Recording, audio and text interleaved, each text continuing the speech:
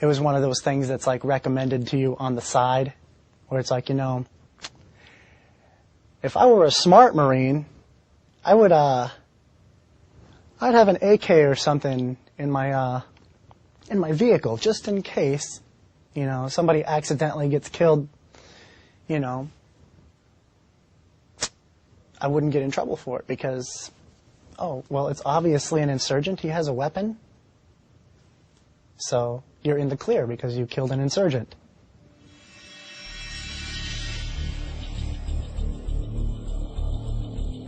When we arrived there, they gave us quite a few AKs, and they said, keep them in case something happens.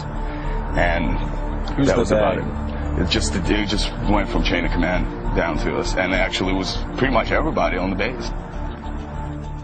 When mistakes were made, we carried drop weapons. These weapons right here were taken from the Iraqi police back during our first deployment. And this is just an example that we would take their weapons and carry them around with us in case we did mess up and shot the wrong person. I've heard numerous circumstances of civilians getting killed, and then you know, soldiers and Marines subsequently placing weapons on their bodies or placing wire on them. We would photograph all the people we killed, and in the photographs there would be the object, either the shovel or the AK-47, and that was proof enough to protect the individual soldiers from getting tried for any sort of crimes. We hear of very few of the prosecutions that actually occur in Iraq and Afghanistan. But of those that have made the newspapers, I can think of 3 off the top of my head, which involved dropped weapon.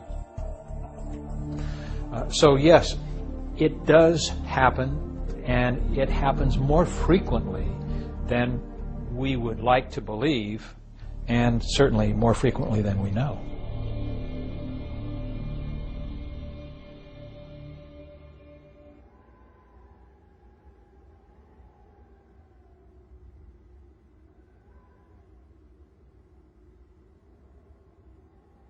You got a crew of 3 guys that use the same truck every single day. You know, you throw an AK-47 that you confiscate at a house in your truck, and you don't turn it in, you just keep it on that truck. The AK-47 is always there. It's not something that you have to be reminded of. It's just always in the truck. So if it happens, it's like, we're like, oh yeah, we got that AK-47. It goes down through the ranks. That stuff spreads real quick. And there was definitely no discouragement from doing it. So, you know, it got done. I carried drop weapons. I'm sorry? I carried drop weapons myself, so. Where would you carry them? In our truck. I was actually in a 7-ton truck, so there was plenty of space there. And we had so much gear and stuff crammed in there already. You know, it's not hard to stick it in there. How serious of an offense is it? I assume that it's essentially a criminal cover-up.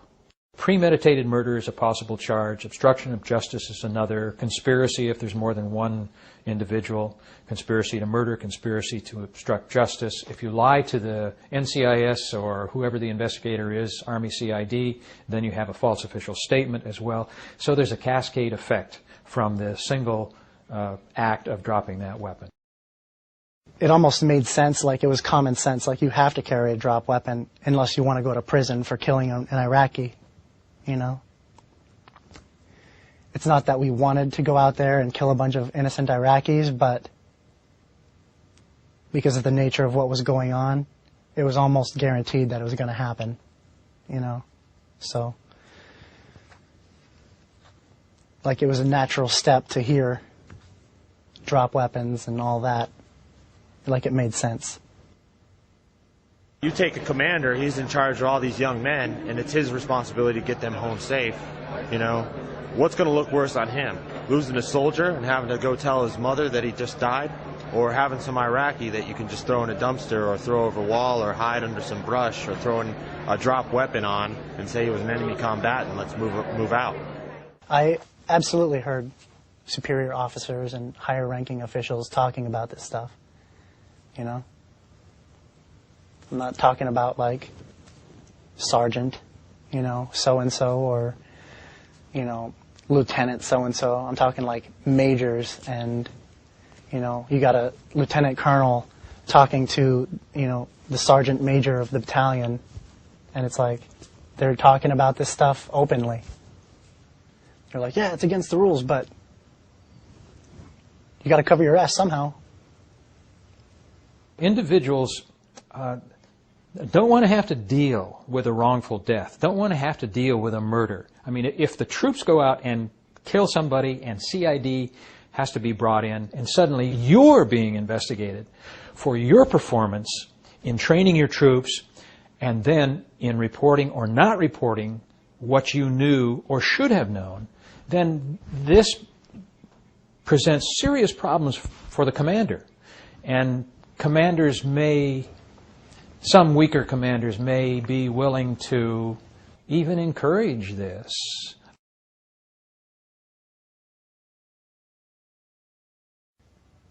The whole point of the drop weapons is you don't tell anyone. Because the second that word is even mentioned, you're going to get burned. You're going to get fried for it.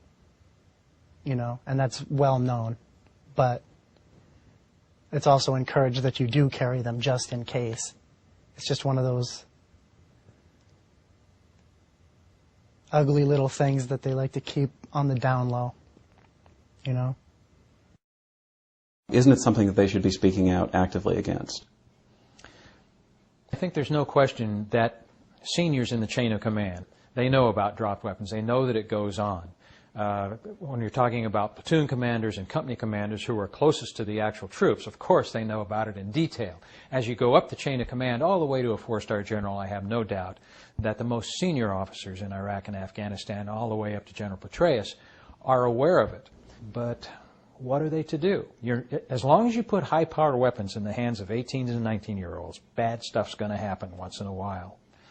And the best we can do is aggressively prosecute those cases that we become aware of. Everything we did there, when we were there, it didn't seem wrong. Everything was right because people that we charge with, people that we trust, and people that we have to take care of us, they tell us it's fine because they give us the rules of engagement and they do it. And we just, unfortunately, we're young and our brains are innocent and they control it. And when you tell a 19, 20-year-old kid that just, you know, sees his friends get killed and things blowing up all the time, he don't care. If you tell him this, he'll do it. When you know something is wrong, but you feel like you have to do it if you want to survive and you want to go home to your family, it's almost like you're being put in a place where you have no choice except to be dishonest. And I think that's a difficult burden to place on people. I don't think it should be placed on people. I don't think that's right. The American public just doesn't know what's going on, and the American public doesn't care. Unless they've got a son, brother, husband, wife, sister over there, they just don't care. It doesn't touch them. And that's not necessarily their fault. I think it's our leadership's fault. I am certain that drop weapons are still getting used today. Things are still going on the way they were then. It's still getting used. I guarantee it.